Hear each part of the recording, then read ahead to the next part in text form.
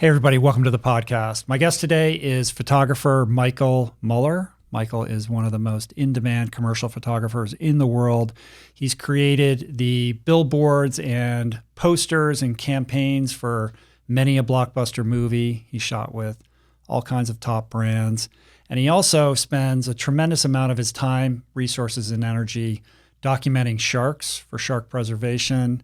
He's devoted to causes around the environment and many other fascinating deep dives that we go into today, from PTSD to virtual reality to cleaning up the plastics in the oceans. We talk about creativity and many other subjects. If you enjoy the video content that we work hard to create, please hit that subscribe button and that little notification bell. Thank you very much. And without further ado, this is me and Michael Muller.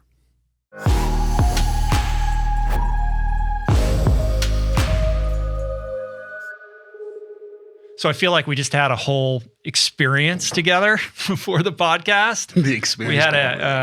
We tried to get the VR working, the Shark VR thing. We might be able to get it working mid-podcast, in which case we'll take a break. But I really wanted to see that before we talk today. Technology. Gotta love it, right? It's crazy. Well, I was just saying, the whole Oculus thing is at a certain point where it's amazing, but also not super user-friendly, or it's kind of janky, right?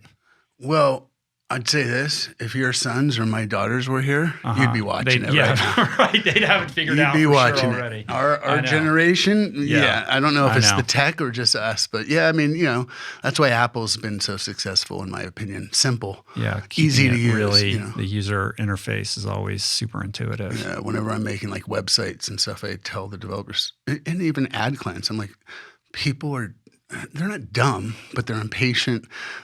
You got to be, when they go to a site or something, you got to be able to get to it real quick. Yeah. You're trying to figure stuff out, you leave. I know. And at 53, forget about it.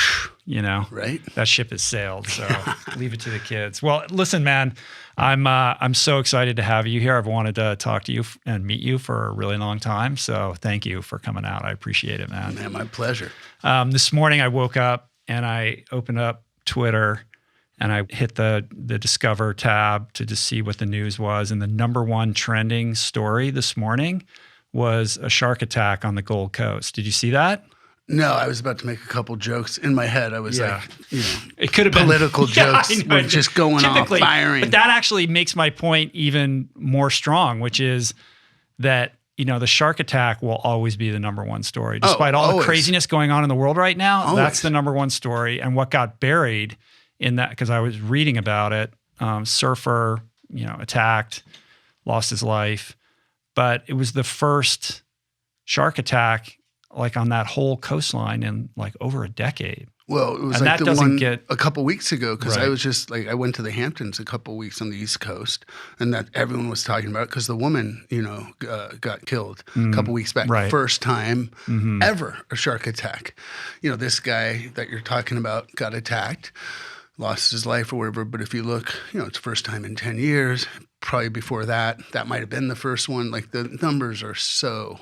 Right. Out of whack. So one thing you always say is when we're all terrified of shark attacks. I swim in the ocean all the time, open water swimming, and everyone is always like, what about sharks? What about sharks?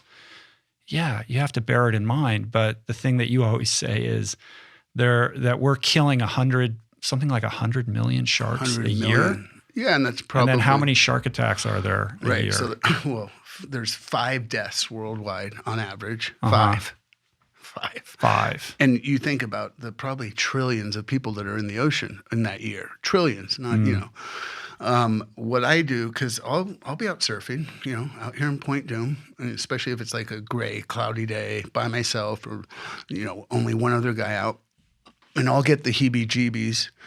Because I'm fine, when I'm diving, I can see the sharks. I know my environment. I'm not scared. When you're on the surface... You don't know what's going on. That's when they attack. That's the fear, because you can't see anything. And that deep, which is what led me to sharks to begin with, that deep, ingrained fear that I have of this animal coming and attacking me. I'm like, I can feel, I'll have the heebie-jeebies. I can feel a shark in the area. I'm going to get attacked. It's going to bite my leg right now. And what I've learned to do, this is my trick to get that to go away, is I go, okay, I am more likely to win the Super Lotto twice this month. Not once, twice. More likely for that to happen than for a shark to attack me right now. And when I do those facts, it goes away. And I'm like, okay, it's not going to happen. Yeah, but Jaws. Well, and if it does, you know what I mean? Like if a shark does attack me, and if I die, so be it. I'd much rather die by great white death than by cancer or any of the other.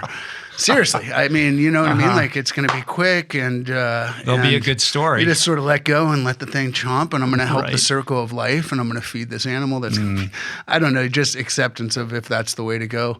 It actually is not that bad of a way to go, I don't think, comparatively speaking. Do you know Paul de Gelder? Yes. Yeah. I've had him on the show. He's a buddy, and it's just so cool that somebody who literally almost lost his life as a result of that has now devoted it to the preservation of the animal that almost killed him. Mike Coots, Bethany, you can go down the list of shark attack victims. Pretty much 99% of them are always going to seem to always come out the other side, supporting the sharks, conservation. You know, I'm not, you know, I don't blame the shark. Right. Rarely do you see someone that like lost their leg and they're like, I hate sharks, I want to kill them all. Like I haven't seen that yet on the news when you see these people. It's a weird thing, right? That somebody who was almost killed by this animal then develops like a love affair with it. Well, how many people died by, dogs this year? Guess, yeah, seriously. Icicles kill 670 people a year. Icicles, not kidding you, falling from mostly in Russia, but 670 people die from icicle death. An exponentially higher number than shark deaths. Way higher. There's soda machine stats too. You know, how many people die by soda machines? That's a weird one. I'd heard that recently. Yeah. They tip over on people. Exactly. More than sharks. So you should be scared when you're getting a soda, much more than Jaws. So you mentioned the fear. Was that like a conscious thing? Like I'm afraid of sharks, so I'm going to move towards this? It was, Jaws. It was a combination of Jaws, growing up surfing in Northern California where the waters are populated by great whites. I mean, they would attack a seal with surfers out and everyone would go in, watch the shark and the blood in the water, and 2 hours later, go back out and surf again. Yeah. So I just had that fear, and about 15, 16 years ago, I'm like, you know what? I want to see a great white. I want to photograph one. I want to go see it. Like, I want to face it. Like, and started saying because of the fear, or was that like the adventure impulse? It was sort of both. Yeah. I started diving at 10 years old in the Persian Gulf. I grew up in Saudi Arabia for 4 years, and it was like untouched reefs. Actually, the first sort of photograph, when I saw the power of photography, I took a picture of a shark with my waterproof camera at like 11 and developed the film, and then showed my buddies and told them I had taken it, and they were all like, no way. And then I had to like say, all right, it wasn't me, it was Nat Geo, but I saw their reaction. But the power of the image to inspire and so came early. I started talking about my wife for my birthday, got me one of those cards, good for one shark trip, which previously I'd never collected the race car or anything. And the next day I went down and signed up, went down to Guadalupe, first one in the water, 6 a.m, still dark out. And was that the IWC campaign, or was so prior this was to the that? first trip just I was for by you. myself, and I was the first one in the cage, and that shark came up 5 minutes in the water, comes up out of the darkness, swims by, and where you are, about that far from me, and we locked eyes just like I'm doing with you, and my life changed. I was like, oh, I see you, you see me, you're not this mindless killing machine. Like, it just, from that moment, and on that trip I was like hanging out of the cage by my waist, and it was just like, God, I'd love to be out there, but I still, had a fear. And at the same time, I was shooting Michael Phelps and all the Olympians. I was doing the Speedo campaign, which I did for like 9 years in a row. And a sort of combination of the two things, I was like, I want to light a shark like I do Iron Man. Like, I want to edge light it and studio light it. Well, I can't bring the shark to the studio. I got to bring the studio to the shark. So I went online, figuring there would be lights. They didn't exist. It was 400 watt and then big movie lights. So long story short, and then I could also do that with the swimmers and, surfing and all types of stuff. They didn't exist, so I set out to invent them. I'm like, well, I'm going to have to make them. And, that's where fear comes in that place too. Like, who are you to make a light? How are you? You're not going to be able to make, all that chatter starts happening. But, one thing led to another. Met one guy who, met a guy actually got ripped off, and I almost gave up. And then I met this guy who looked at me and was like, I can do it. And I believed that he believed he could. And I'm like, all right, well, I'll give you a little bit of the money. And then when you deliver, I'll pay you it all. And we got a guy from NASA, a guy from JPL, Jet Propulsion Laboratories. And we actually made the most powerful underwater strobe light. It's a pro photo, basically. And I received 4 or 5 patents on them. And IWC, the president, was in town, and I was putting their watches on celebrities. And so they came up to my house, and I had showed them that one shark trip, the one trip that I had done. And I told him about these lights that I'm making. And he gave me their Aquatimer campaign on the spot, which was like 9 months ahead. And all of his employees looked at him like, you're giving this Hollywood portrait guy our underwater campaign. And, at the time, I'm not David Duboulet or one of these award-winning underwater guys. And I'm like, I'm going to crush this. I'm going to have these lights and everything. Mind you, the lights didn't exist at that point. The day before we left to the Galapagos, the lights arrived. I jumped in my pool, fired them. They worked. And I went down to the Galapagos. Very naive. I had done one shark trip, didn't really know any of the statistics. And we were with UNESCO and the Charles Darwin Foundation. And that's where I got educated on what was happening to our planet. And this is, 15 years ago that we were killing 100 million sharks. Half the Great Barrier Reef was gone at the time. Now it's 60%. So we've already lost 10% in the last 15 years. And all the other things. And Right. Yeah, it's so interesting. I mean, this is clearly you do lots of stuff, but this is, your primary passion. And it seems, in contrast to the other work that you do, but when you understand your full story, like looking backwards, vision is always 2020. It seems to make perfect sense, right?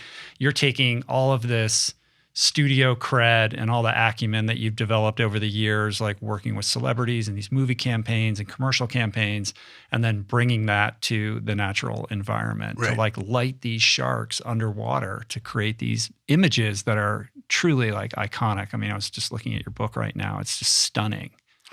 Well, that's sort of on that trip. I went up to the roof of the boat one night and the stars were out.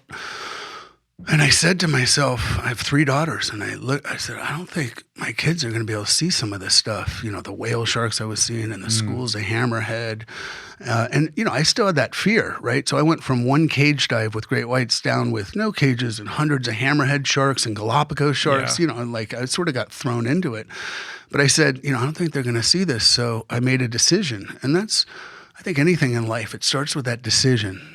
I'm going to start biking or whatever it is. I'm going to, create an app that's going to change the world, right? So I made this decision that I'm going to do everything I could to help sharks. That was of all the issues in the ocean, I'm going to help sharks and do everything I can to raise as much awareness, as much money to help this animal that's been so misconstrued by movies and news.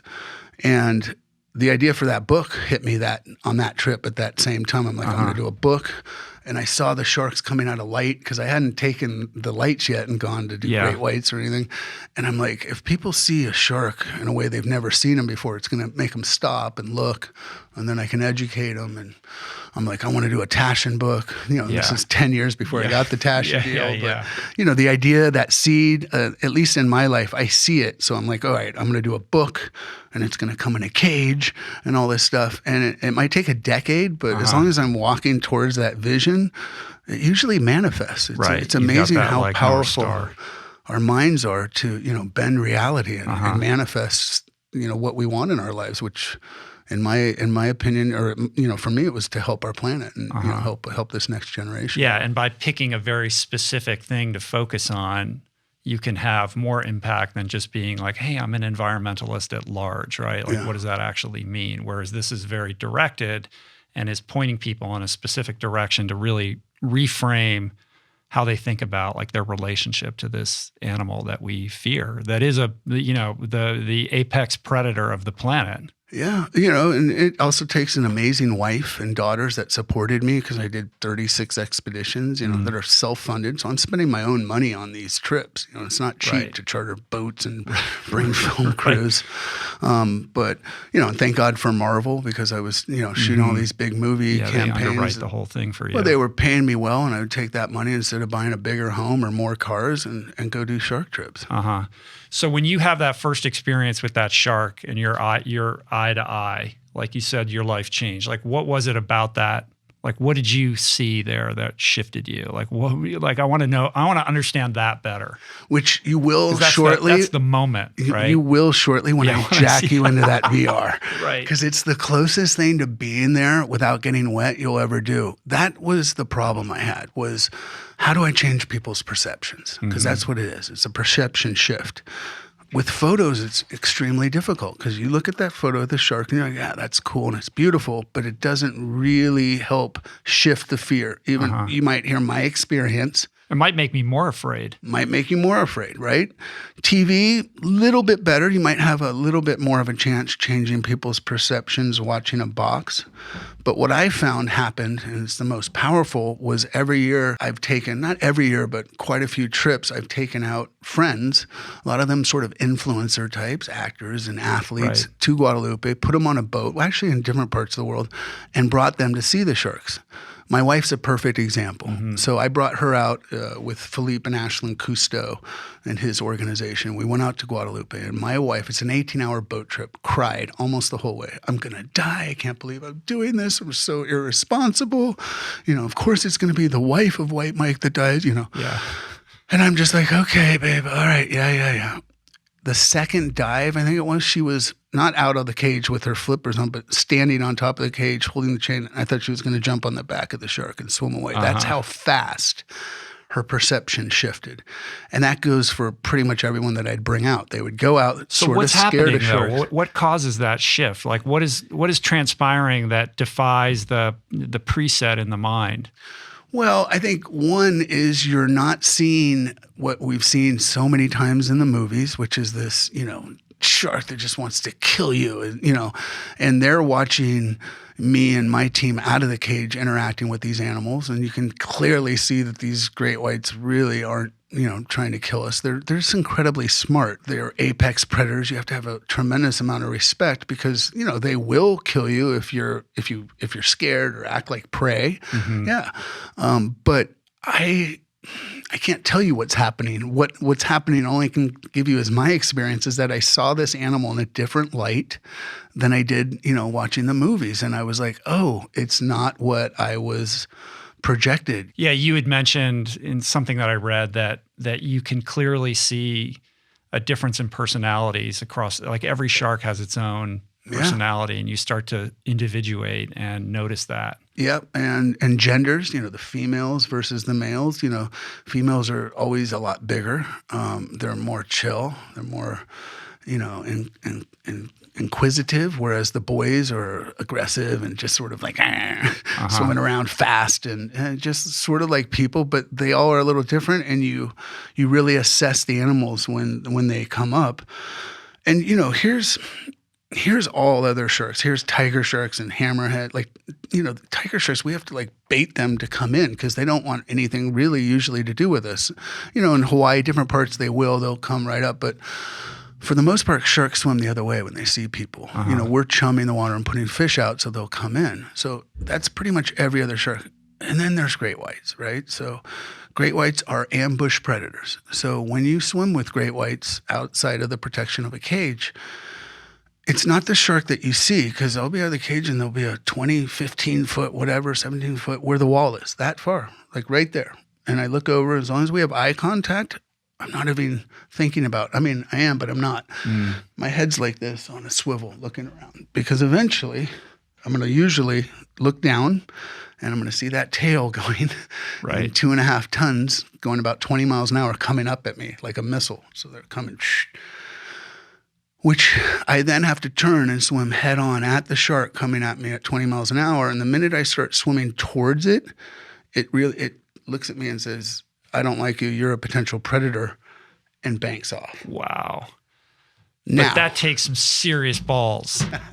So now, how do you learn if it's that? Charging you, you got to charge at it. Yeah, so this is, you know, and that's the thing. There isn't like learn to swim with great white school, you know, and this isn't, this is, you know, years and hundreds and thousands of hours underwater with all different types of other sharks. And my mentor, this man, Mornay Hardenberg, who's in South Africa, he's the one that taught me the skills of swimming with white sharks out of the cage. And how I learned that was about 6 years ago. I was out of the cage and my flippers were down. I was like this with my camera, and I see a shark coming at me like full speed. And I grabbed my camera, and I remember in my head going like, all right, rubber meets the road. Here we go. Like, I'm ready. Holding my camera, I'm looking down. And off this shoulder, Mornay goes head on at it, holding his red camera with the 2 arms and the lights, and goes straight on at it. And I watched the shark bank off. And the first thought was, that's the coolest thing I've ever seen in my life. Second thought was, he just saved my life. Third thought was, looks like that's what you do. And when we got up to the surface, he said, okay, listen, when they come at you, you have to turn and swim head on at them. Right, which goes against everything, and you're, especially after spending 5-6 years with them from the cage, watching those teeth and how fast. I'm like, okay. The next day, we were out of the cage, and we had 2 of them come at us. One at him, one at me. I had no choice, so I did it. I'm like, all right, here we go. If you freeze, you're prey. If you freeze, you're done. So here's what happens. So everything in the ocean, besides orcas, swim away from that animal. So everything like freaks out. Everything. So the minute you start swimming towards it, that's not something they're used to seeing. Right. And the other thing is nothing touches that animal. So if you go up and even give it a little pinch, it's just gone. Wow. Gone. What about you always hear you're supposed to punch them in the nose. Is that a myth? Yeah.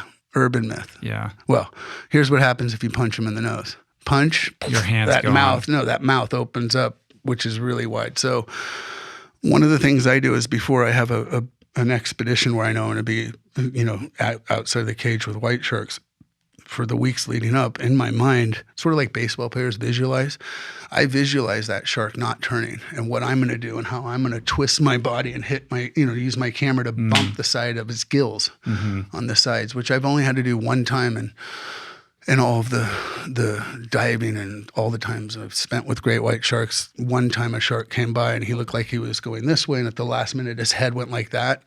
My daughter, my 10-year-old, was in the cage watching behind me, so I was not taking any chances. I just gave it a little tap right when its head moved and swam off. But never been bit? I mean, is that never the closest been bit, call? Never even been really close to being bit. Right. Wow. But you do have to be, with the chum in the water, you have to be really aware of your surroundings, because, a piece of fish can float by your arm, and the shark's going for that fish and, catches your arm. And, for years people would ask me, like, why do you do this? Are you an adrenaline junkie? Was usually the common tag that would go with why I was doing this. And I couldn't quantify, I couldn't answer them why I was doing it. And I would be like, no, it's not an adrenaline junkie thing.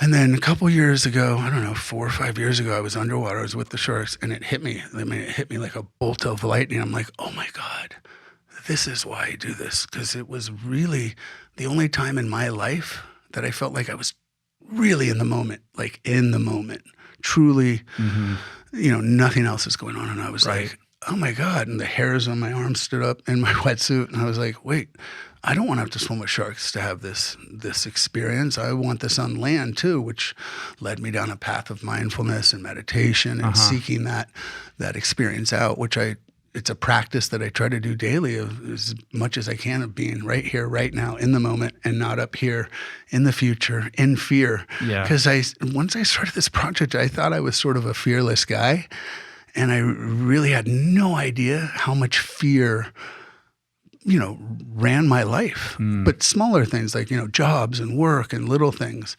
And then how much I would react on it, just robotically, send an email, do this, try to do stuff, try to make the headset work, force it, Yeah. Instead of just being like, it's all cool. And finding presence in the most treacherous environment. Like, we think of mindfulness in the context of, a calm, quiet environment, but it's fear that brings us into the moment more than anything, right? I mean, I got to say, for me, the more chaos, and like when I'm on my shoots and there's 100 people and people are, what do you want? And that's the most calmest. And you're like a Jedi. Yeah. I'm like, when I'm at home and my daughter starts having some emotional meltdown or whatever, that's when I'm just like, what do I do?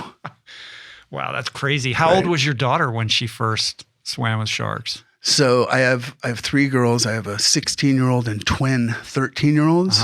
Clara, the eldest, she started doing great white trips with me at 9.5. I got them certified at like 9.5, 10, sort of fudged their birthdays. And she's done 4 Great White expeditions with me. And she literally asked me last year, she's like, I want to go out of the cage. And I was like, I bet you do. Well, we'll talk in 10 years after you put in all the time with all the other sharks. You have to earn that. Even though there's a part of me that so badly wants to take her out of the cage. I mean, my daughters are the same age. I got 2 daughters, 16 and 13, and I'm trying to visualize them doing something like, I'm trying to visualize myself doing something like that. Like that's super cool. Yeah. I mean, I grew up, my father, you know, I lived, like I said earlier, I lived in Saudi Arabia for 4 years and traveled to 60 countries before I started high school. And it was one of the best. So when you're there, when you live in Saudi Arabia, they pay you 3 times your salary, free homes and all that. Most people just bank a bunch of money.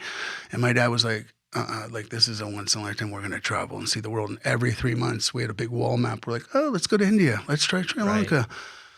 And, so you had gone to like 50 countries by the time you were in high school. Yeah, right? And I think that's, you know, what planted that seed. As a photographer, I travel a lot. You know, now since been to close to 200 countries, but it's something I try to do with my family a lot and show them the world, sort of open their eyes to how good we have it here.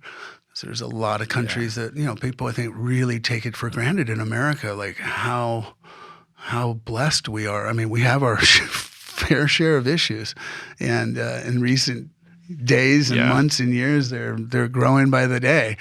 But we have an amazing country here, and it's just cool to see the world and all the different cultures. How old were you when you moved to Saudi Arabia? 3rd grade. 3rd grade. Yeah. What city did you move to? My dad was building a city called Jubail. It was at the time the world's largest construction project. He worked for a company called Bechtel, a big construction. You know, it's like Bechtel, Aramco, and Fluor. And he was the project manager. It was like, you know, building a massive city. So I've traveled throughout Saudi Arabia, been to a bunch of cities there, and spent some time in Bahrain. Yeah. And what I didn't realize that I learned when I was there was that at one time Bahrain had some of the most amazing coral reefs anywhere, and the oil trade has just devastated it. That's where I grew up. So Bahrain was right off Jubail. Yeah. We would take dhow boat, you know, the wooden boats. So we'd take dhow boats out to Bahrain. Right. Before the bridge was built, or was the bridge there? Oh yeah, before. This is like late 70s, early 80s, right before Saddam let all the oil into the Persian Gulf, before this oil trade. And to this day, I can see those reefs. They were the most untouched, gorgeous reefs I've ever seen to this day. Yeah, that's what I've heard. And they're gone. They're gone, and I remember when the tanker, didn't they have to troll it so that it was deep enough for the tankers? I don't know exactly what. I mean, I don't know there's probably a bunch of different reasons why it's gone. I just remember Desert Storm and the war.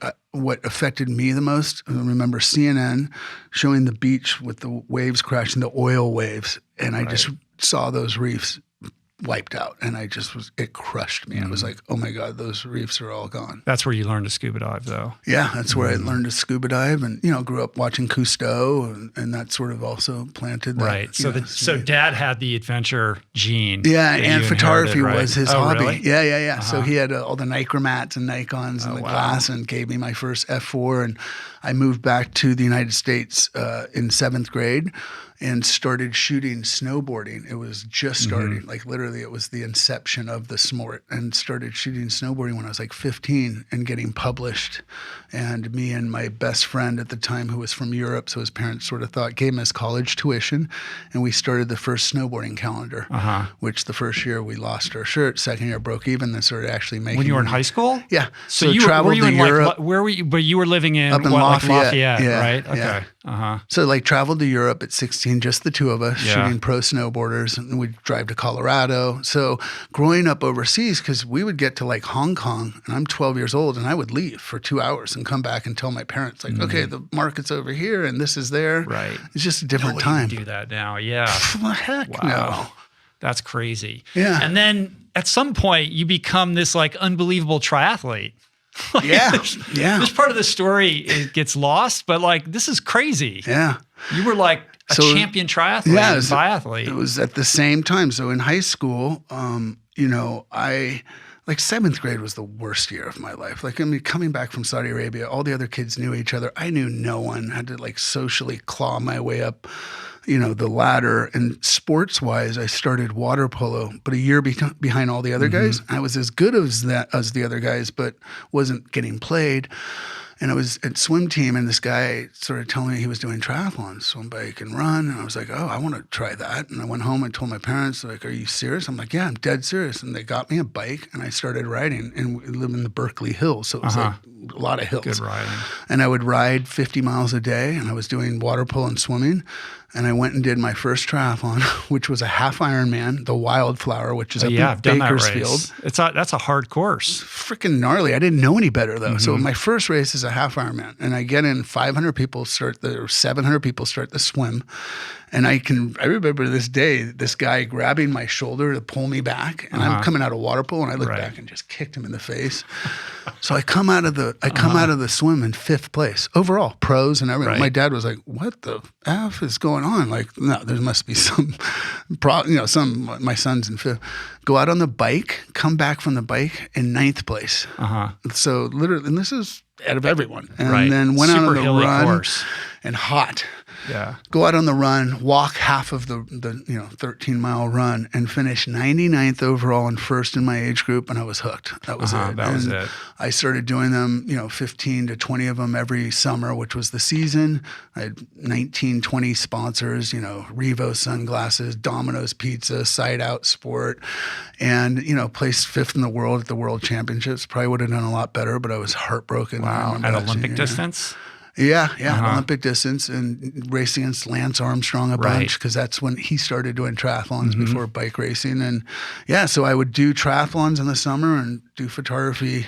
And then when did you moved to San Diego for a spell, right? So right when I graduated, into that community like there? Senior year in high school, I would get out of school at 11 because of my triathlon to go train. So, when I graduated high school, the day after I graduated, June 15th, I packed my car up and moved to San Diego, because the two meccas of triathlon at the time were Boulder and San Diego. And went down there and had a triathlon team at the time. I've always been a bit of an entrepreneur, and like I said, all the sponsors I got myself. I would go and then I was also shooting snowboarding and rock and roll. So the other thing I did in high school was I would write the labels and say that I was shooting for the local paper, the Contra Costa Times or the Contra Costa Sun, to get the press pass. Get the pass, right. So I just go into rolling. You name the concert. You're like backstage at Shoreline and all those places. So I'm shooting rock and roll, and I'm shooting snowboarding, and then I'm doing my triathlons, and I go to San Diego, and I move down to the beach, and it's just party central. Right. And I'm looking around at these guys that are like 21. I'm 17, 18, and I'm like, if I don't get out of here, I'm going to end up a loser like these guys. And I'm like, what do I want to do? Swim, bike, and run for 10 more years? And then what? Yeah, there's not a lot of bandwidth for rock and roll when you're living the triathlon lifestyle. No, well, there wasn't a lot at that level. No, it was opposite. There wasn't a lot of bandwidth for triathlon, because I was planning my life. I'm like, what am I going to swim, bike, and run for 10 years, and then what? So what do I want to do? I didn't do well in school. Like, I wasn't like going to Stanford or anything. So I'm like, photography. That's what I do. So I packed up, went with my buddy from high school who we did the calendar, moved to Boulder, Colorado for a season. And I was just heartbroken from my high school sweetheart ripping my heart out and doing what they do at that first love, And then was in Boulder. He got a girlfriend, was doing his thing, and one of my other best friends was in LA. He was a musician. He's like, come to LA. I packed up, moved here. I was 18. And the rest is sort of history. Started shooting, model friends and actor friends and that sort of. So you fell in pretty quickly into like the Leo and Balthazar crowd, right? Balthazar, when they were prowling. He was the first non-snowboard. He was the first actor I shot. So I got here. Scott was really good friends with Balt and Davey. So I shot Balthazar and David Arquette. And then just friends. Like, we all went to the Formosa, it was the only bar that would serve the underage. But it was like Leo and Drew and, and at that time, this is before the internet and with film, we just, let's go take pictures, go shoot pictures, no publicists. Publicists only came about when the internet came about. And then bands, because I knew all those labels, right, from shooting the things. So when I got to LA, they were like, oh, yeah, come on in. So I went, and then I started shooting Spin. And I remember Spin called me to shoot some band called Green Day. And I'm like, Green Day? What is Green Day? And I went up to Berkeley, and we became like, I shot all their stuff, shot their wedding, shot Billy Joe's wedding. And I was the punk photographer when punk sort of blew, and Rancid and all those boys. That's crazy. It seems like it happened really seamlessly and quickly. Yeah, I mean, it did. It's like you have to have the talent. I think I never went to school, so I didn't learn the rules. I also, because I was like, how am I going to learn to shoot people, right? I was shooting snowboarding, and I found out about testing models, right? Because I was like, I don't ever want to assist. I don't want to watch you doing something I want to do to learn how to take, but no, I can do this. So I figured that models need portfolios, right? To go and get jobs. So I started testing models, and I did a few for free, and then I started charging $50 a roll, and then $100 a roll and $150. But every one of those shoots, I treated like it was the cover of Vogue or the cover, and I would be like, okay, I got to do 6 different looks within a 3-block radius, and I would dress them, and then I was shooting my actor friends, which were, it was like Leo before Titanic and Drew, and then. But you're on the inside. You have their trust, so you could. No, I didn't have go to their the house trust. parties and all that kind of stuff. I earned their trust because I would have photos that I could have made a lot of money with the National Enquirer, but I didn't, because you do that once, you might get a good payday, but you're never gonna, people aren't gonna trust you. So I was their friend, so I would, shoot stuff and shoot at parties and do stuff, but I would obviously have that compass of knowing. Right. There's a boundary there. Well, there is. Yeah. And and then I got agents and started shooting, the rest was sort of. And never like technically trained, never apprenticed. No, I went to Otis Parsons for 1 semester. They gave me advanced placement because of my snowboarding work as a junior or whatever. Right. And I was like, what do I need a diploma for? Do I need to show this to jobs? And they're like, no, if you want to be a teacher. And I'm like, okay. And I got paid to learn by these models, because I was trying new films and doing different things like that. And how does the studio work start to happen? I mean, didn't that begin with you starting to photograph like the superheroes outside of the Chinese theater? Studio work started happening in the second lifetime of my career. So I'm in my 20s. I'm shooting young Hollywood. I'm shooting all the rock and roll. This is early 90s, Nirvana, and, young kids in Hollywood with money and success. And, I, like everyone I knew at the time, started doing drugs. Had a big ego that, like, because I was triathlon mental, like I would, I'm never going to have a problem.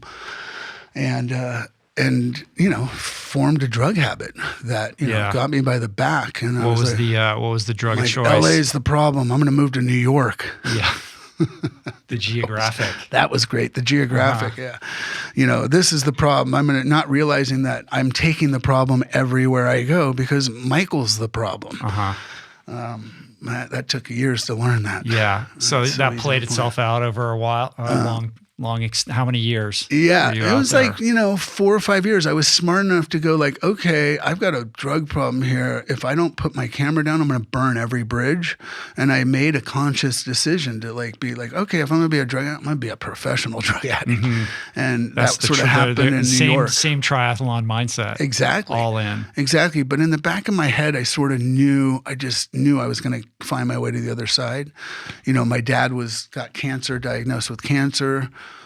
So he started to, die from cancer. That was sort of the end of my using. And when he, passed away, I moved back to Northern California, got arrested one last time, and he passed away, and I got out, and that was sort of it. I, started going to 12-step programs. Yeah, so that was the bottoming out was just your dad passing? Was that the moment? Or? That was a really pivotal moment. I think I had so much shame and guilt at what I had let happen to me that, I felt like I don't know if I would have ever gotten sober if he hadn't passed, because it was so bearing on me. I had this great career and this life that I'd built, and I'd sort of flushed it all down the toilet. And, when I remember started this second got sober, whatever, the new part of my life in Sacramento. And I remember going there. I'm like, I'm staying here 6 months and I'm moving back to LA. Like, this is the armpit of California. Don't you know who I am? And I've shot Leo and Drew and right. And I ended up staying, I remember 2 years, because when 6 months came, I was like, I'm not ready to go back to LA. But I milked Sacramento for all it was worth. I mean, did you go there for treatment, or why'd you go to Sacramento? Yeah, I mean, sort of. I went there under the tutelage of like a spiritual advisor, and then got introduced to 12-step stuff. So got into all of that, and then started shooting all the local bands, and then started slowly making trips down to LA, and went into Von Dutch because I was shooting all these bands and I loved their clothes. The owner saw my portfolio, took me to lunch. Tawny. Huh? Tawny? Tony? No, Tawny Mike isn't Cassell. Tawny. Oh, who is? There's So a guy named Tawny. There was a guy named Mike Cassell, and then Dutch. this Taekwondo Swedish guy named Tony, who were the two owners of Von Dutch. That's the guy. There's a lot of politics, and then Tony kicked Mike out and brought in Christian Aguilera or whatever, and the Tom Hardy, all that good stuff. But the Von Dutch campaign came out. I mean, like Paris Hilton came in for it. But that campaign launched and sort of put me back on the map, and the ad agency started calling, and I started doing these like big course campaigns with giving me the money to come back. So I moved back to LA, and I remember I was like, 2 years into this new life of mine. And when I was up in Sacramento, I was, dating a lot of girls. But being really honest, I'd be like, listen, I'm not emotionally available. I'll take you out on dates. We'll have fun, but that's all I can give you. And they're like, yeah, cool. And then like 6 weeks or a couple. Chaos ensues. They'd be like, I can't do this anymore. I'm starting to have feelings for you, but you told me. Yeah. But I'll tell you, my guy, the one thing my spiritual advisor gave me, which saved my life in a lot of regards, was he looked at me and says, do you know what you're looking for in a wife? And I'm like, yeah. He's like, what? And I gave him the generic, I don't know, funny. He's like, no. You're going to go home tonight and you're going to write down the 10 core principal things you want in a wife. And I was like, okay. And I did. And I was like, good relationship with dad, no kids. I want to create a family, not marry into one, has her own life, spiritual. I made all these things. And I shortly thereafter met this girl who was like a hairstylist and a born again. And I was like, oh, she might be the one. She had 2 kids on my list. I'm like, you're not the one. So I moved back to LA. 2 months into moving back, I met my wife to this, who's my wife now. And it was like, check. And that was Baltazar and his wife Rosanna were actually the ones who I met. But that list, because I look back in retrospect, you cannot ever, like you just said earlier. Yeah. And I was like, oh my God, if I hadn't made that list and went with that, I wouldn't be sitting here talking to you right now. Who's that spiritual advisor? Just you're being cryptic about that, but like I want to know about that guy. No one knowing you would know. I've had many of those over the years, man. I'll tell you, those are those mentors that have there's been a dozen, there's been a bunch that have given me those, and it's just a matter of being open and seeking. It's like the Kabbalists say, the darker you are, the more opportunity of light to reveal, right? So I went really dark, which means on this new path, I'm seeking the light like no other. Yeah, but the darkness is the teacher. You know what I mean? When I think of a photographer of your caliber, I think of a particular kind of lifestyle, lots of women, lots of parties, and you did all that. You had your moment with that. And now you have this kind of spiritual path where you're into all this holistic stuff and the environmentalism. And I know you're part of like the Laird and Gabby morning workout with the Wim Hof breathing and the ice baths and like all the stuff that you do to, be this, be the most authentic, best version of who you are. So you can express yourself and share your gift and raise your family and, be the man that, you're meant to be. Yeah. One of the sort of aha moments was the realizing the PTSD that I had that I didn't know. Let's talk about that. I mean, I've read that you've had that and that you deal with that, but what is the origin of that? Well, I thought you had to go to Vietnam to have PTSD. I was naive. Like PTSD, I don't have PTSD. I remember when the first time I started doing, therapeutic work with my, with the counselor, I was looking at my trauma egg and I'm like, it's not that bad. He looked at me and was like, Michael, I work with like soldiers that come right off Afghanistan, and you've seen more shit than 95% of them. Like, don't think for a second that you don't have some serious issues. So, when you have PTSD, there's big P and small p, which I've learned a lot from Andrew Huberman and different people about fear and just different things. But when you see anything that's perceived death, or near-death experiences, it imprints you, right? And I have a different emotional reaction than, say, a normal person or a person that doesn't. So, like, when my wife yells, I feel like I'm dying. Like, it's crazy, this emotional reaction. And if you don't deal with those emotions, it's like a pressure cooker, stuff explode, right? Or medicate, right? Which I think if you look at the core reason why people abuse drugs, they're medicating pain. I would say probably 95% of them. Yeah. That's why they're taking drugs. They want to medicate. They want to numb that pain. Now, that's one way of going through this life. You can numb the pain, right? And then you're numbing all the joy. You're numbing all the happiness. You're numbing everything. Or you can realize those wounds, right? Bandage, patch, let them heal. Look at them as scars. Like, I have a scar on my face that I see every time I look in the mirror. It's there, but do I still feel that fence ripping open? Doesn't affect me, but that takes work. That takes looking at those wounds. Where the origins, I had a lot of childhood trauma. From emotional, physical abuse, and then those dark years that I was, abusing the drugs. I saw and did a lot of things that were just dark. One of the things you do in the trauma therapy I did is a trauma egg, and you start from your first memory of any near death and had a big piece of paper about half the size of this table, and started with a circle down here, and I literally almost filled the egg up with these, near or death that I'd seen, people being killed, whatever it might be. And, I still looked at that, like I was saying, and was like, it's not that bad. I didn't, It's not that bad. You didn't drive your Humvee over an IED. Yeah. It's more like death by 1,000 cuts, right? Like these these incidences that would recur in your life that accumulate over time to create this situation. And everyone has them. You have these experiences in life, right, that are traumatic and that are. Who helped you pain. Realize this? Were you working with a therapist or psychiatrist? I think, like I said, all those different spiritual people or mentors over the years that have guided me. How did I find out about trauma? I had a guy that I was working with in a 12-step program come over to my house, looked at me, and he was like, "Listen, Michael, I don't think I can help you." And this guy had worked with like Mike Tyson and different people. And he said, "You have something that's beyond," which took a lot for him, because the ego said, "Oh, I can help," and he had the humility to look at me and said, "I can't help you. I think you have something that's beyond my skill set." Was it Howard? Well, this person, I'm going to remain nameless, but he said, "I want you to call this guy." So I cold called this guy, West, and he was a guy who was 25 years sober with a gun in his mouth.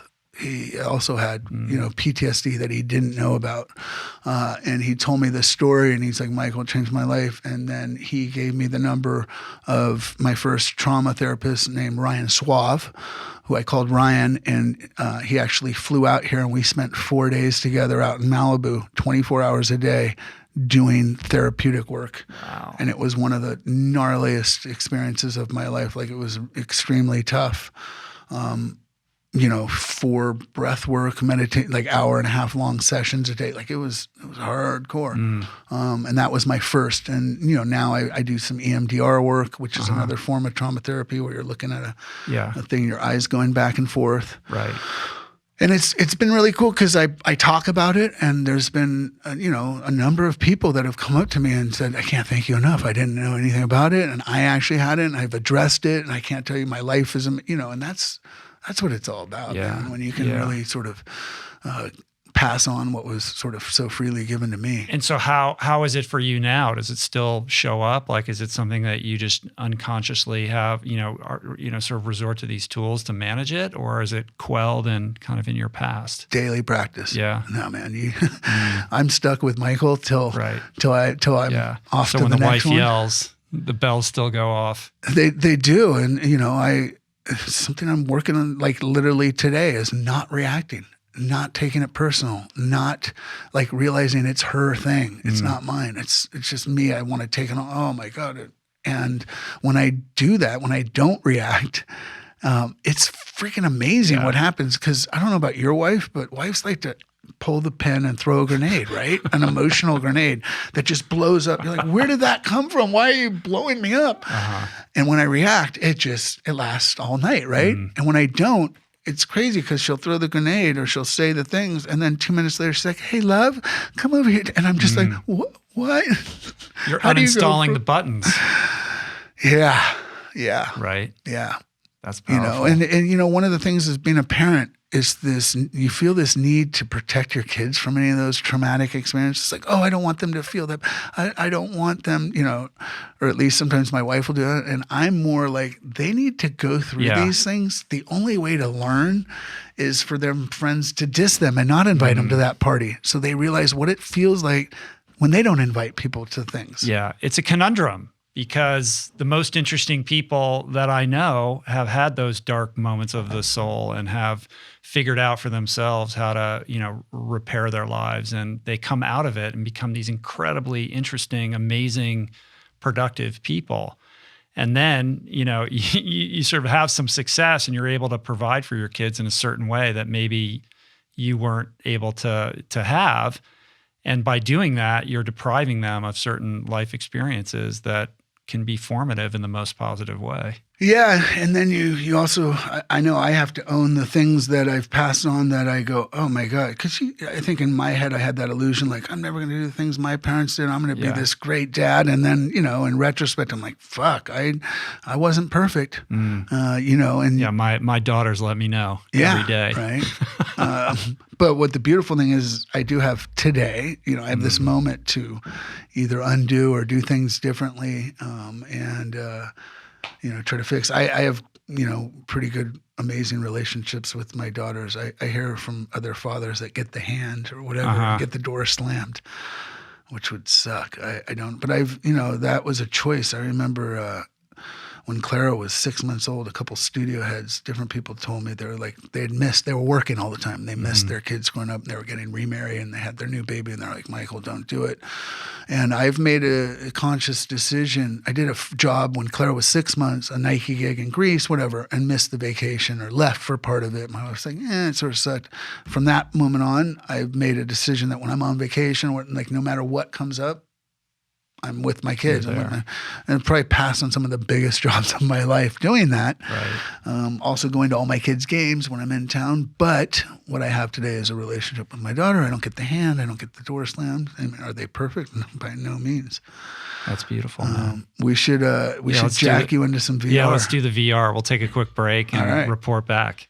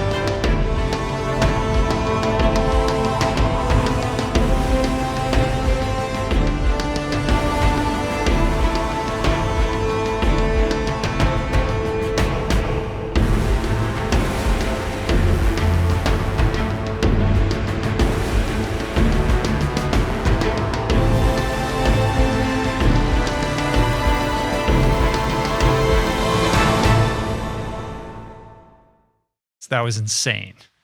Cool. That's my first legitimate VR experience, period. But then to have it be your work and just to have that experience of being underwater, immersed, surrounded by these creatures. I mean, it was magical, man. Yeah. It's crazy. Is that publicly available? Like, what is the? It's going to be, it was a year and a half crisscrossing the planet, capturing all that, that bait ball. The sardine run is like the holy grail And where footage. was that? Where was that?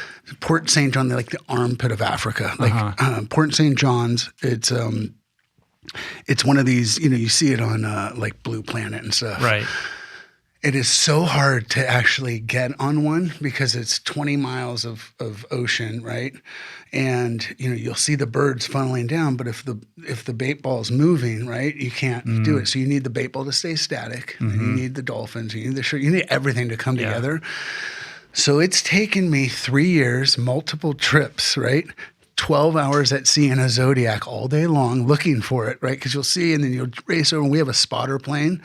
But the plane's like seeing it happen, and it takes you a half an hour to get there in the little Zodiac.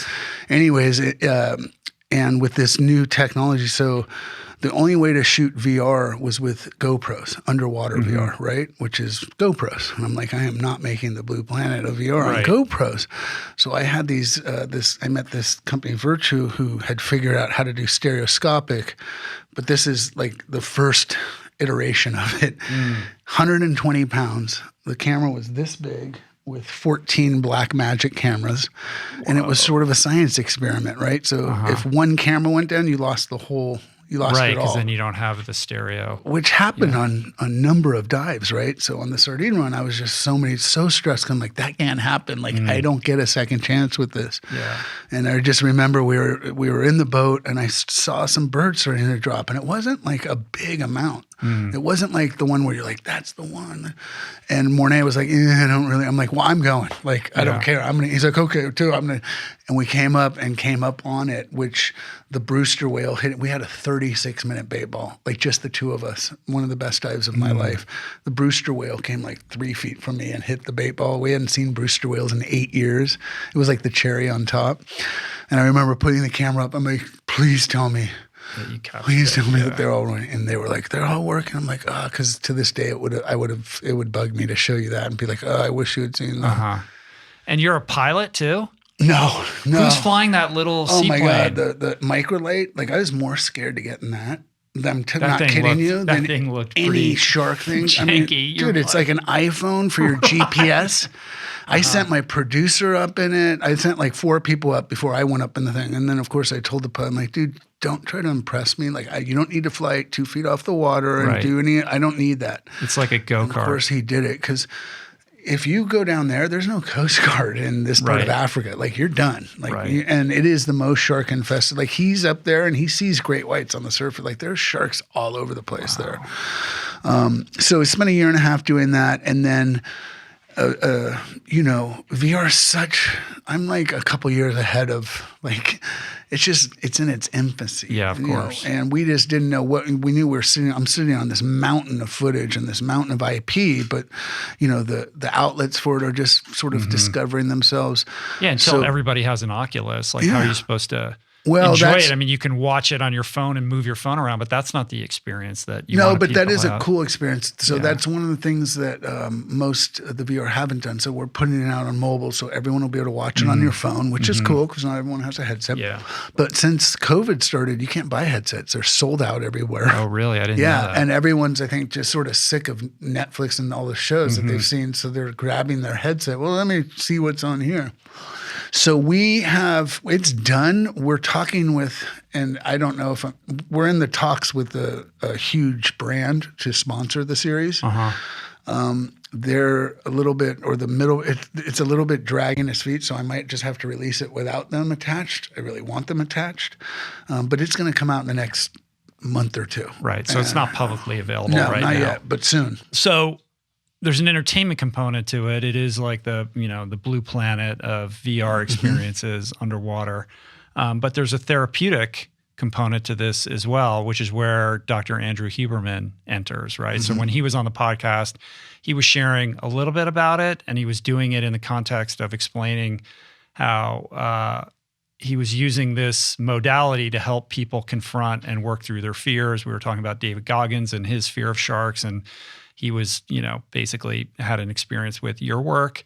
But how did you connect with Andrew, and what is that aspect of this whole VR thing all about? That was like the universe transpiring is what that was.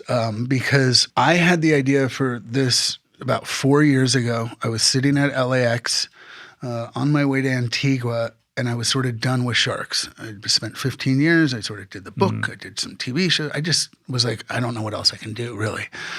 And it's so hard to change people's perceptions unless I can bring you. And I can't bring everyone, and I'll still do a trip a year or whatever, but I'm not going to do what I've been doing. And I'm going to start my horse project, which my next book with Taschen is a horse book. And I'm sitting at LAX and I'm like, VR, that's the future. And I'd never put a headset on, never tried it. I just was in my head going, that's the future. Where do people want to explore? Space, NASA owns that. Underwater, I own that. And I started, in my head, I'm like, it's a camera that has, it's a ball of cameras. So cameras pointing everywhere. So if I put that camera on a stick and it's pointing everywhere, I'm taking you with me. Hold on, I can take you on all the dives with me. And I picked up the phone before we boarded, and I called my media company. I said, I want to make the Blue Planet VR, but I want to do it for Nat Geo or Discovery. I want to own it. Will you call the top 5 production companies and see if they're interested? I'm going into you. I'll call you in 3 weeks when I'm back. I get back. I land literally in like Miami, and my phone's like, blah, blah, blah, and he's like, they all want to meet you. I'm like, oh, great. That means it's a good idea. So I get home on a Wednesday, start making those calls. 2 days later, Saturday, I get a phone call out of the blue from Andrew Huberman, who knew Ryan Suave, my trauma, guy. And he said, hey, I'm interested in your shark work. And I'm like, yeah, okay. And he's like, this is Andrew Huberman, head of neuroscience, Stanford, blah, blah, blah. He's like, were you scared of sharks? And I said, yeah, I was petrified of them. And he's like, okay, and now you swim with great whites with no metal suit, no protection, just your camera? And I'm like, yeah. He said, well, what you've done in the neurology is like the free climbing of neurology, and you've rewired your brain. And I want to bring you up here so we can start working with you and studying with you, because I want to use VR technology to help people overcome PTSD and anxiety. And he didn't know about your Andrew, interest in VR. I'm starting a VR project right now, and I have PTSD. And he's like, no way. And I'm like, yeah. We ended up talking for like 2 hours that night. And you guys are kind of cut from the same cloth. Totally. But I didn't know. I'm thinking a scientist with the white lab coat, and I ended up flying up to Stanford, and we met. And like, of course, when I met him, I'm like, we're two, he's like not your typical scientist. No, not at all. He's into rock and roll and, all the things. So I do remember the first thing he did say to me, because I'm going to tell your listeners something, some of them might enjoy hearing this. He's like, do you smoke? And I'm like, no, but I chew Nicorette, because when my daughter was born, I stopped smoking and I started chewing Nicorette. And at that time, my daughters and my wife and everyone was on me to quit. And I really didn't want to, but I was like, whatever. And I'm like, no, but I chew Nicorette. He's like, oh, that's actually good for you, sort of. Well, he didn't say that. He said, that's the first thing we give Alzheimer's and Parkinson's patients is Nicorette to chew. It's the perfect delivery because nicotine's a stimulant, and it helps their memory and it helps their focus. And it doesn't work with smoking or chewing tobacco, just Nicorette. And I'm like, yes, no wonder. That's why I love it. I'm like, well, then I'm not stopping. I don't want an addict that I don't want that Parkinson's or Alzheimer's. Right. And then I was with a big actor buddy of mine whose doctor told him the exact same thing because he chews it. So I'm like, yes, I'm not chewing. Anyways, we started, he built his VR lab. At the time, he had nothing. So, he started building a lab. I brought 5 of his scientists out to Guadalupe because I'm like, so the first thing I was like, I need to make a proof of concept, right? To raise money, I needed to raise money, right? To make a VR, the Blue Planet VR, I need money. And I didn't know I needed cameras at the time, but I got the GoPros, went out to Guadalupe with him and 4 of his scientists. And that year, I don't know if you ever saw the great white that got caught in the cage. No, I don't think so. It went viral. It was on every news, CNN. So a great white they pulled the bait, and there's little windows for cameras in the cages. And this little juvenile great white, its tail went and it squeezed through, and it's thrashing around inside the cage. Someone's filming all this. And they're watching, and like 45 seconds, 30 seconds later, they pull up the top, and the shark, jumps out and swims out. And then a person pops up, and there was someone in the cage the whole time. And there's a whole politics with that. Anyways, that went viral. So there was a lot of pressure at that time on all the boats and the Mexican government. Everyone was pissed, and like, you guys look like you're irresponsible. So here I am asking to go out of the cage, which is illegal, and whatever, with a big VR ball camera. And they said, we're going to let you do it because you're doing it for PTSD. Like, we're going to turn we're going to turn the way or the other and let you do. So I made it, and my takeaway coming back was, all right, I need to raise millions of dollars. and I need to build a whole new camera system that doesn't exist because I'm not using GoPros. And I need to do both of those things in like 3 months because animals are migratory. So if I don't get it done in 3 months, I have to wait a whole other year. And I went up to Facebook and I started, because Blue Planet took 6 years and $60 million, somewhere in that, 5 years and $50 million, whatever, a lot to get done. And I was like, I'm going to do this in a year, and I need, not that much money, but, whatever, 10% of that, a lot. And no one was putting money into VR, especially this type of VR. Like, Facebook was like, yeah, it's really cool. Because when I put it together, I was like, holy this is amazing. And I wanted it to be stereoscopic. Anyways, long story short, and this is sort of how I know the universe transpired with the whole thing. So I met Andrew doing that, which we got a permission to exit the cage because of the scientific work with Maurizio Hoya. So we were allowed legally to leave the cage and film when we were down there. My chiropractor, of all people, has this book in his office signed. And he does the Clippers and, who's who in Hollywood or whatever, right? Rihanna's walking out, Bieber's, he's that guy. And he calls me, he's like, hey, one of my clients wants to meet you. He saw your book. And I'm like, yeah, dude, anything for you, sure. Tomorrow, Peninsula Hotel. I'm like, great, hang up. I call him back like an hour later. I'm like, who am I meeting? Because it could be anyone. Who? No. But I called him back. I'm like, well, who am I meeting? Because this could be, he's like, oh, it's a great guy. He's a diver. He's like a billionaire and he loves the ocean. I'm like, okay, great. So I go down the next morning, I bring the VR with the little 2-minute sizzle thing, show it to him, and he's like, oh, he takes it off, and he's like, holy shit, like, wow, that is amazing. I'm like, I'm looking for an investor. He's like, well, you have a business plan? I'm like, yeah. He's like, oh, send it to me. Maybe I'll do it. I'm like, great. Send it to him. Radio silence for 3 weeks. So I remember laying down like 3 weeks later in bed. I'm like, that guy's, flaking. All right, I'm going to put out the great white thing and I'll try to sell that, raise the money to do the rest. The next morning I get a text from him. He's like, so sorry, I was in the Cayman Islands. I want to invest. Can you be in Texas tomorrow? And I'm like, yeah, I'll be in Texas tomorrow. So I went out and I sat across from him. I said, listen, we don't have the time to like do a month-long negotiation. I need the money. I need it like tomorrow or we're going to miss. And we hammered out a deal, and he was like the dream investor, sort of blank check. Wow. With his goal was to go on some cool dives with me. Like that was all he wanted out of the deal. He didn't expect like anything special to be made or whatever. He just wanted to go on some cool dives, which he got to go on some dives of his life, I got to say.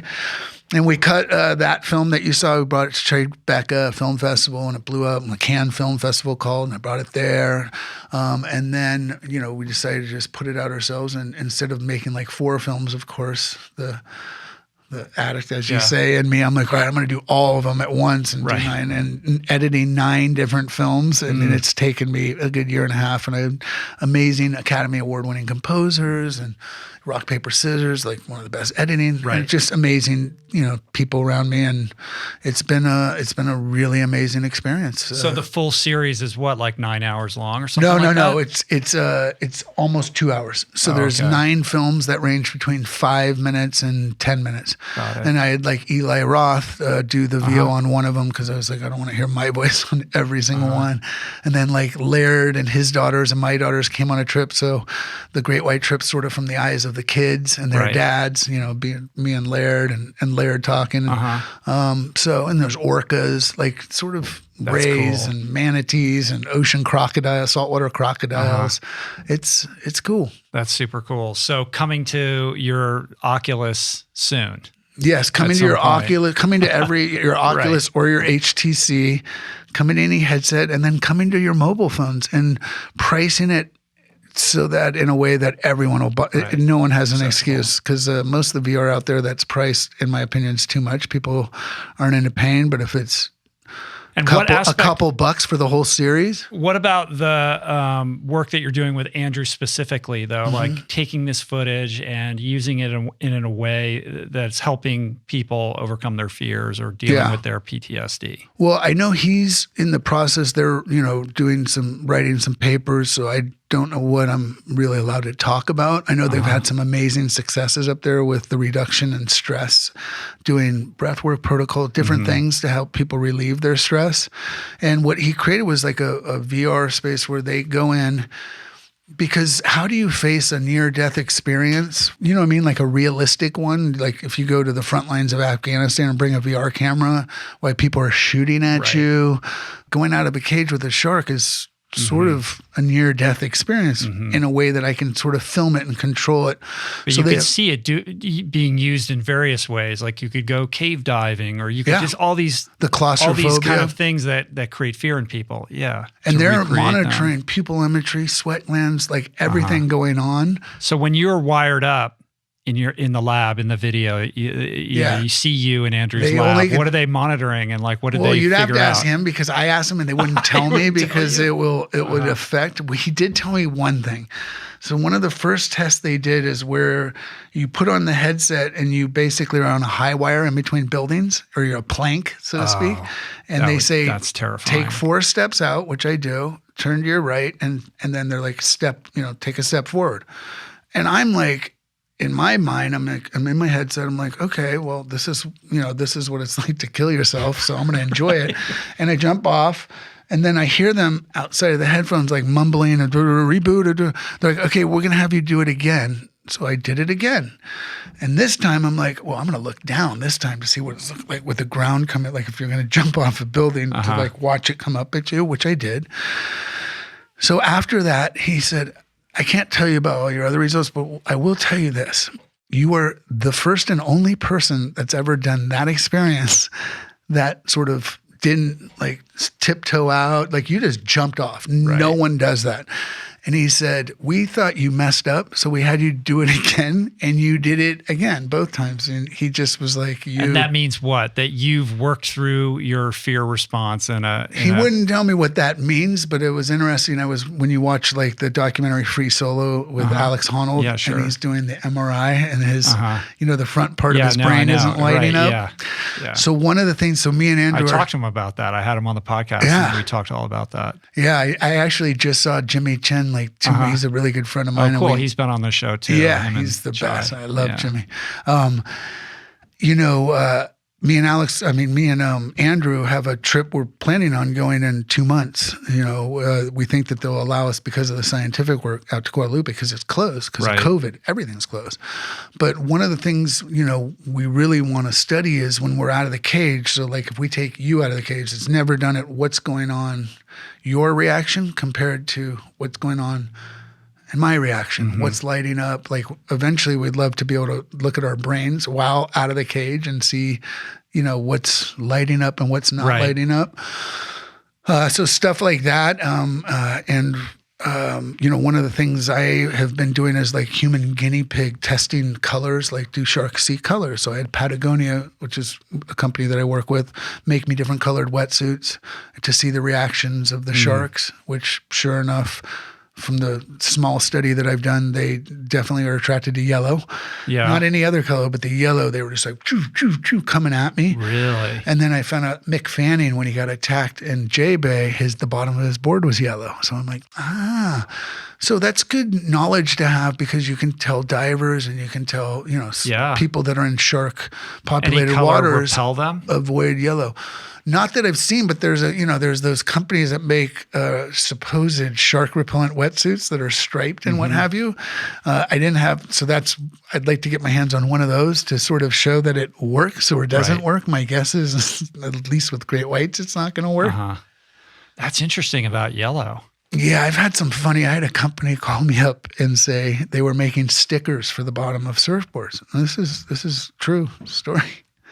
And they were like, will you put on, so it's like 2 eyeballs and like a scary mouth to make your surfboard look like a monster. And this guy really thought that it would, he literally was dead serious. I want you to go out in Guadalupe and paddle on a surfboard to show that this will scare away. And I'm like, have you ever seen a great white? And he's like, no. I'm like, yeah, I didn't think so. Why don't you go out on a surfboard and paddle your little stickers on the board? Because I am not going to do that.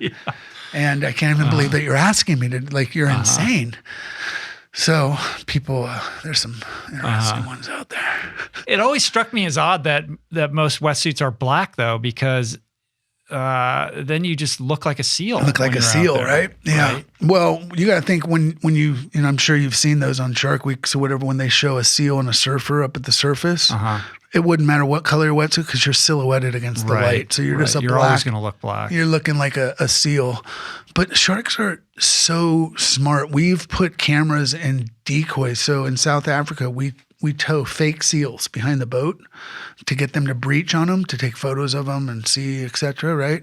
So we've put cameras, and literally 9 times out of 10, the shark realizes it's fake before and it turns off.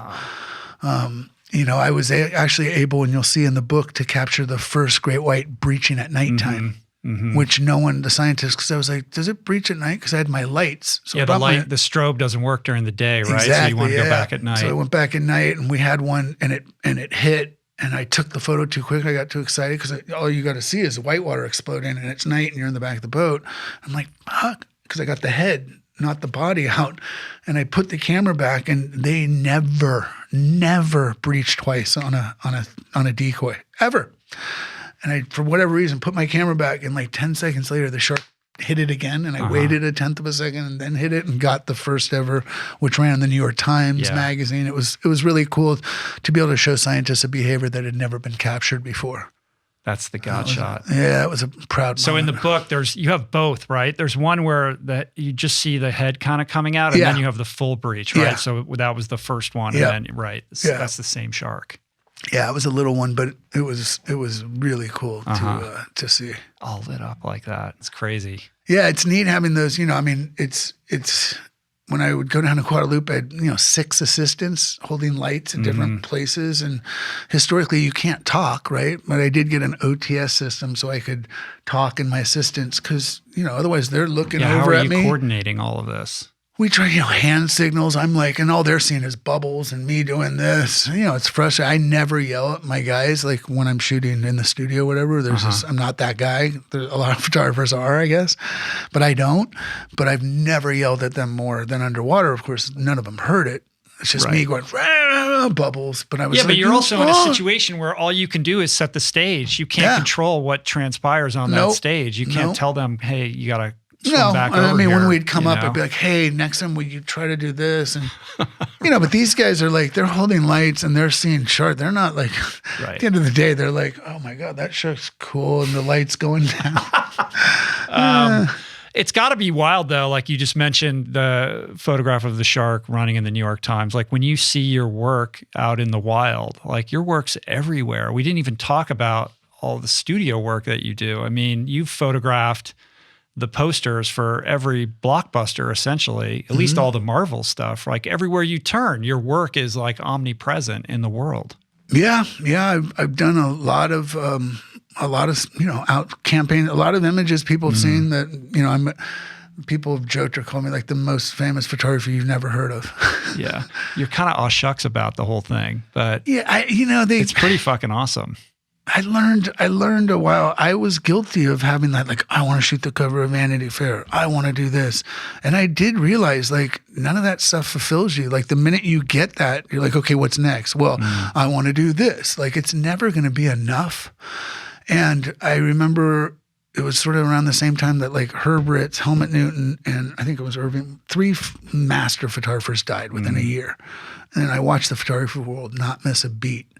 And I remember just going like, it really doesn't matter what pictures. Like, if I was to die today, like there's another guy. Yeah, it's just gonna miss on. Yeah, they're gonna like it's gonna go. And then when my time comes, I'm not gonna say, oh, bring me that photo of that Marvel Avengers thing. No, I'm gonna want my family and the people I love around me, right? So what are my priorities? And I just sort of stopped. I mean, I do have the once like. When Kobe passed, the cover of Time magazine, I thought that was cool just because he was such an amazing guy. He was a huge Shark fan, and he's an icon, and that was an honor. It was more of an honor. I was humbled at that. Yeah. Yeah, we should just say for people that are watching or listening who don't know, you're the person who photographed that iconic image of Kobe that ended up on Time magazine. Well, he was bowing. He's bowing. And that has become the definitive, most iconic photograph of Kobe that in his passing has kind of resurfaced as, the emblem of who this individual was. Yeah. Yeah, it was, those are the bittersweet cover too. Yeah, but like there's a part of me that's like, really? Like, this is how I'm getting Time magazine? Because Kobe, I don't want Kobe to pass to get the cover of Time. At the same time, I know Kobe would want the coolest shot of him on the cover of Time magazine. You know what I mean? So, you know, it was an honor. I thought that photo, that was the last ad campaign he did for Nike before he retired as a Laker. So it was like his last shoot. But what people might not know is that Kobe was a huge shark freak. Like, he had a print in his locker to fire him up. And we talked, because I shot him quite a few times. Right. Well, you hear about the mamba, but you don't hear about the sharks. I know. That's why I'm giving you a little backstory. So he really wanted to go see great whites, right? And he was like, well, can I take a helicopter out there? Because it's an 18-hour boat trip to Guadalupe. And I've tried over the years, because I have some sort of high-profile friends who don't have the time to go do it. So like, well, can I get a jet out? Can I take a plane? So I've looked into all those, and there's like a seaplane but he's like, can I do a helicopter? I'm like, no. But then I stopped, and I'm like, well, if there's any way to figure out a helicopter out there, it's you. So I'm not going to say no, but I don't think you can.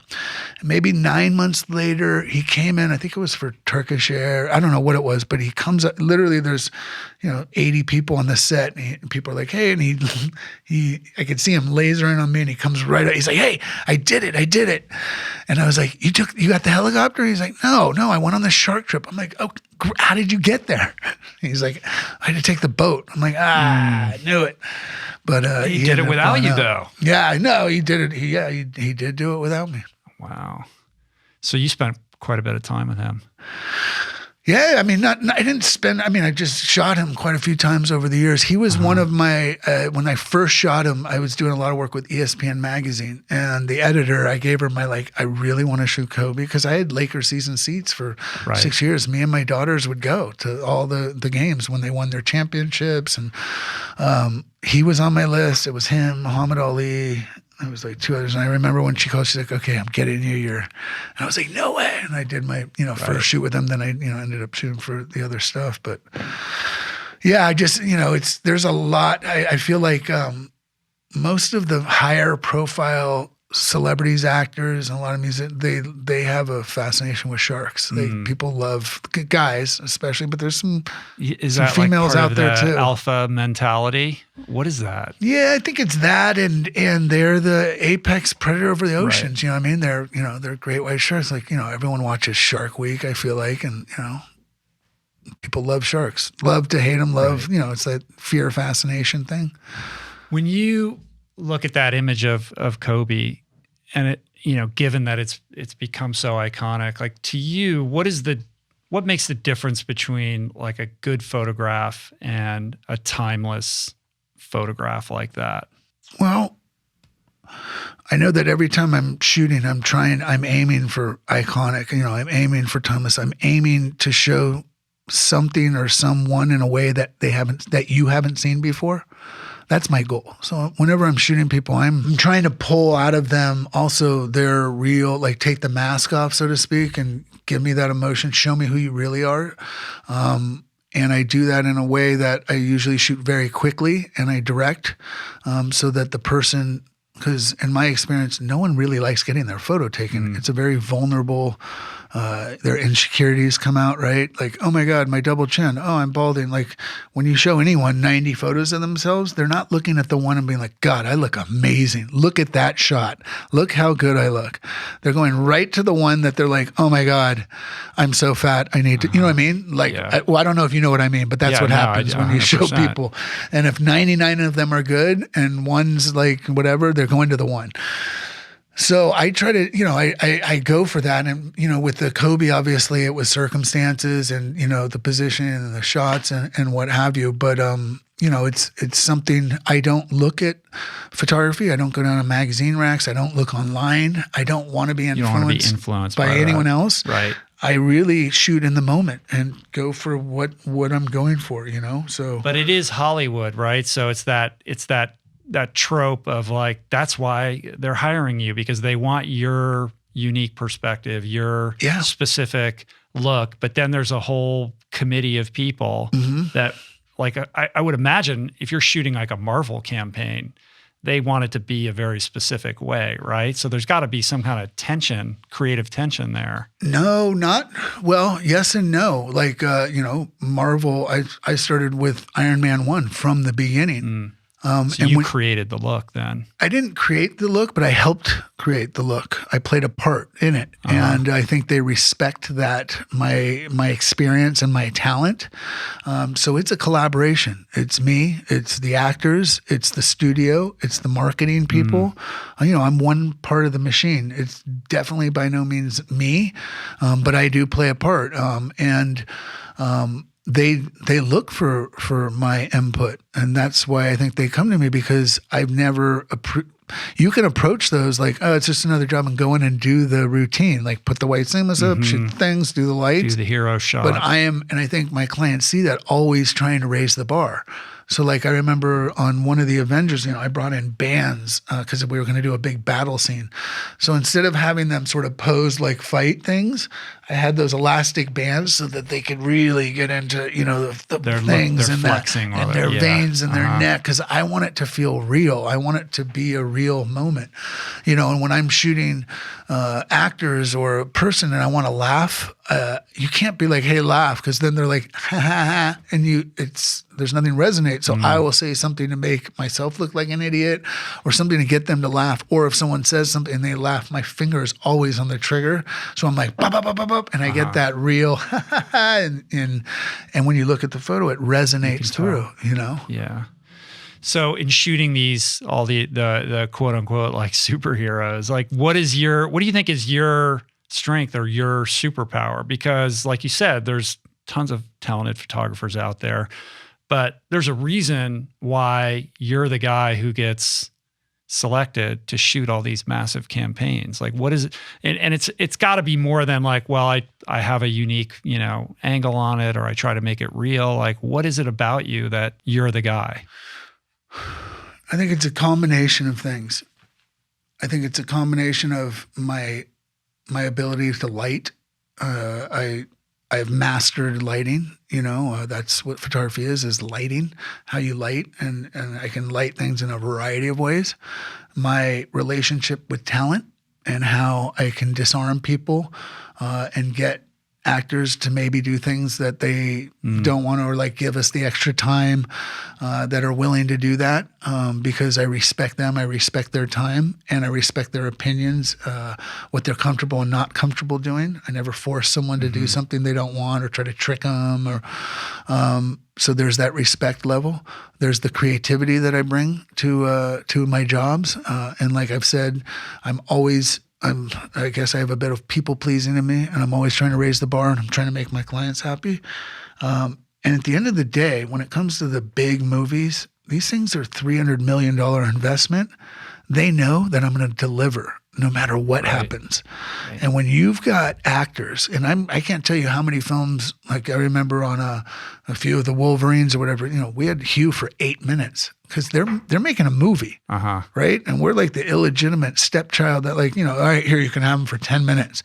Even though it's the biggest, it's what gets butts it's the into most seats. Forward-facing aspect of the whole movie. Man, people go to movies because of the trailer on TV and because of those billboards. And you look up and you go, oh, that looks dope. And you're going to go, or that looks so bad. And you're probably not going to see it. An incredibly important part of it, but for some reason does not get the priority that it, in my opinion, should. And so no matter what happens, will get those shots. And, I've had Hugh for 8 minutes and done 3 different lighting setups and gotten them everything from the intense portraits to the fighting to the this and that. And I think they know that, and they're not going to try, it's like, do you want to try this new guy? Right. Yeah. And have Downey, you're bankable. You're have Robert be like, I'm, so, right. And then, and I've had that. I remember Robert on Iron Man 2. The first Iron Man, the suit was like he had like half of his body or whatever, right? Things are not comfortable to act in. Yeah. The real suits and what have you. And on Iron Man 2, we were at the studio, and whatever, he's not going to care if I talk about this. And studio people are probably, I don't. They're not he was listening. like, they were like, will you? He won't put the suit on. He won't put the headpiece on, the shoulder piece. He won't do it. We've all asked him. Will you ask him? And I'm like, Are you kidding? You want me to go ask him? He said no. Please, because he likes you. He'll do it. I'm like, oh my God. So I go over and I'm like, Robert, listen, I know I can Photoshop your face in, but it's not the same. It's not the same organic. Because anyway, he's like, he literally licked, there was like 6 of them, and he's like, I'll bleed them. And he went like that. He's like, listen, for you, I'll do it. 10 minutes. All right, great. Start this up. I'm like, no. 10 minutes of shooting. Like, I need 10 minutes. He's like, yeah, that's fair. That's fair, all right. So he sat down, fixed. He's like, all right, start the stopwatch. They started it. I shot 580 frames in 10 minutes, and I got it all. Like, the hand out, did it all. And that was it. Iron Man 3 had a black with green dot. Like, he's never put the suit on again. And I would never ask him again. Right, but you had that trust. You'd engendered enough goodwill with a guy like that. Yeah, I have that, and I think I have that with the actors. You know, listen, I've been shooting for 35 years in this town. I've pretty much shot them all. Like I've either shot them or, you know, I think they're going to know coming in my pedigree and respect that I know what I'm doing. Right. But at the end of the day, they want to get in and out, and actors are used to being directed. I think everyone wants direction, like tell me what to do. And I tell them, you know what I mean? And it's, and, you know, it's an interesting position when you're a photographer and you have some of the most powerful people on the planet, and you're like, you know, Barack Obama, like, look here, like, I need you to write, look, you're telling people what to do. It's a little exhilarating, and they're doing what you tell. Yeah, it doesn't matter who they are. You get to be in charge of them. And when you walk on my set, 10 minutes. I am in charge. Yeah. And it starts with me, from the stylist, the hair, everyone. And if there's any indecision, if there's any fear, any of that, it's like a virus. Right. So no matter what's happening, I can be in a studio and 12 of my 13 lights blow up, and I'll still be fine. I'll be like cool as a cucumber. Okay, take that one light, bring it over here, get that bounce board, and I'll never show fear, because it's just like, what's the solution? They feel secure and safe that you're in control and you know what you're doing. Yeah, and my motto, and I think it's with life, is what's the solution? Not what's the problem, what's the solution? What are we going to do? What do we need to do? You know, and I think I approach that with life too. You know, what is the solution? What is your relationship with creativity? Like, how do you think about that as an energy? We talked about earlier that moment, you know, like when you're meditating, when you quiet everything down and that channel, because I don't think great ideas come from me.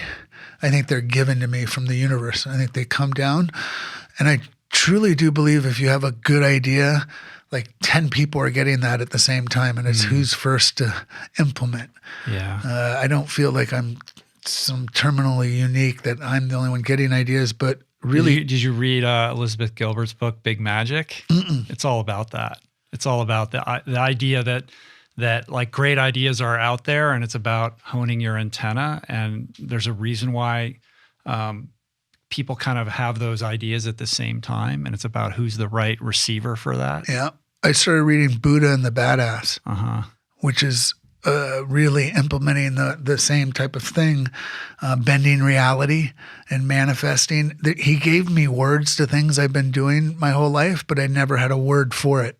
And there's like a little step process in there about getting the right team around you, because when you have an idea, which I believe is really true, and the universe will give you all the things really quickly to get it done if you believe and you're in the right place. And like a bus, you need the right people in the right seats to get things done, especially bigger projects. Right. Which I know I've shared with you a couple. I'm a founder in a company. We have a new material that acts, feels like plastic, but dissolves in water in 5 to 10 minutes. It's a game changer. Yeah, you showed me some stuff about this. It's a great example of, you know, starting a company, starting a project, and having the right people around, and, you know, the right people coming in to then implement it. And then only in the future will I be able to look back and see the dots that connected, you know, to get us to where we're going. But you have to be open for those. Anyways, Buddha and the Badass is a great book. Yeah. And you're going to solve the plastic problem. I'm going to help, because I'll tell you, diving the amount I do, the amount of plastics that are in our ocean is just mind-boggling. And the microplastics, you go look at the beach and you see all those little pieces of plastic, well, that the fish are eating, and then we're eating the fish, which means plastic is going into us.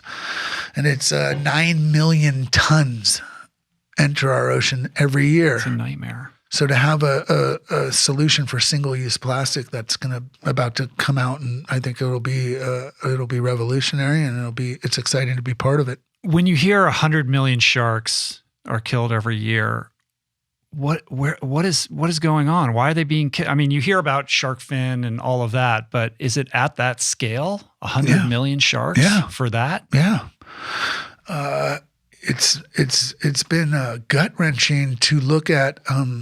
There's 2,500, I think, fishing vessels off Ecuador right now. Sorry to say, but they're all from China. You can see them on satellites because of COVID, right? They're not out. People aren't out protecting. And literally, I remember when I was in the Galapagos a year and a half ago, they had captured an illegal fishing vessel that had 10,000 tons, just some obscene number of dead sharks. They had a dead pregnant whale shark in there. And they just, they go and they just drop net and they just kill everything in its path.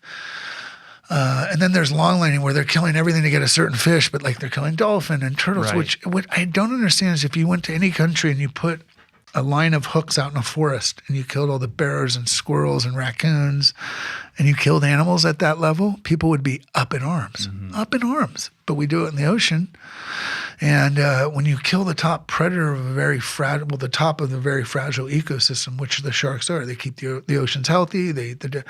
It's like a domino effect that's going to happen. Yeah, it makes the whole ecosystem unstable. 7 of 8 people on our planet live off the ocean. That's where they get their subsistence. And when you start having no fish, like when you go to Africa, they keep having to go out farther and farther to try to find a fish. Like they may catch one shark in a month where they used to catch one every day. Yeah, I mean, isn't that part of why the Somali pirate thing started to happen? Because the fishing dried up. Right. Well, in these countries, certain countries will go in and say, we'll build you a power plant. We want all the fishing rights, right? They give them a power plant and then they just pillage the whole ocean till there's nothing left. They throw dynamite out onto the reefs to just blow up and kill all the fish. It's insane the way we treat our planet. Yeah. I do believe though that I've just seen Mother Nature. I've seen the power that and I think we see it now more and more with the fires and they're like. If we don't solve it, Mother Nature will for us, and swat us off her back like fleas off a dog, On that tip, you're like really good friends with Joaquin Phoenix, right? Who's really, at the forefront of getting the animal welfare message out to the mainstream. Yeah. So where did that kind of come together? How did that, you go way back with him, right? We do. He is a really good friend. I will say I'm going to keep it really brief because I respect his privacy, which is why we're really good friends. He's been an amazing inspiration to me, the way he leads his life, the roles he takes with his work, with his creative work, the roles he takes with our planet and how he lives his life. He lives by example, and he's been an amazing example to me and an amazing friend. One of just an amazing, I keep saying the word amazing, but just a really big heart. I love him, and I'll leave it at that. Yeah. Have you been to any of the cow vigils? I have. Yeah, you should shoot those. I did. I wanted to make a VR. Do you know Sean Monson? I do. Yeah. He just actually texted me on the way here. I went down with him and a couple of people, but I was thinking about making a VR of it, so you could see. I mean, it's gut wrenching. Right. Seeing those poor cows and people spraying the water. And it's, in fact, I just got a text from the guy who did Game Changers. You see that? Oh, James. It's cool to see movies like that take an impact. I think that's what I made this series for. Isn't our generation? Like I've written off our generation. It's this next one. These kids, they're the ones we've got too. And I am excited. I don't know if it's just an LA thing. I live in LA, so I see young people in LA. I don't know if this is how they are in Kentucky or Ohio, but like a lot of them are vegan. Like they're really pissed off at the climate, that they're inheriting, and they're sort of like activists. I feel like they're pissed. I mean, you have that it's like one or the other. They're either really lazy and don't want to do shit and expect, they want to be a millionaire by the time they're 21, but not really do anything to get the millionaire. Right. And then at the flip side, you see these activists, these young, it's like Greta, like you see these kids and they're like, hey, F you, man. You're really giving us a planet that's this messed up. Mm-hmm. Which boggles my mind. And, I go like, how does the owner of Shell or Mobil, they have to have kids and grandkids. Like, don't you care about our planet? Like, I think there's such a level of denial and a distribution of responsibility in those massive organizations that allows them to, lay their head on the pillow at night and feel like they're not as culpable as they really are. And I think the accumulation of that has created this next generation who are so hip to like what's going on and so committed to change and so open to these new ideas. And that really gives me hope. I mean, our generation, it's like trying to get people to change their minds, especially right now about anything. Good luck with that. Right. But yeah, it's like the sharks, people are scared of sharks from Jaws and stuff. I think our movies and TV and what we have promoted this, like money makes you happy. Like you have to have a lot of money and success. And it's when you look at the facts that like you have a baseline of 50% happiness and no happiness comes from any type of financial. 40% of happiness comes from giving. So when you give is where you get your joy and happiness from. It's not making a bunch of money. And you get the same effect of if I handed you $25,000, what you would feel, right? 25,000 cash. And if you also do this and you smile, the same feeling. Like you get the same neuro, from smiling. Straight from Huberman's mouth? Straight from scientific, not Huberman, but I did hear it from scientific. So it's like, giving, like it's like, just, and that's been the law. I have my peers ask me, how do you work so much? You work more than anyone I know.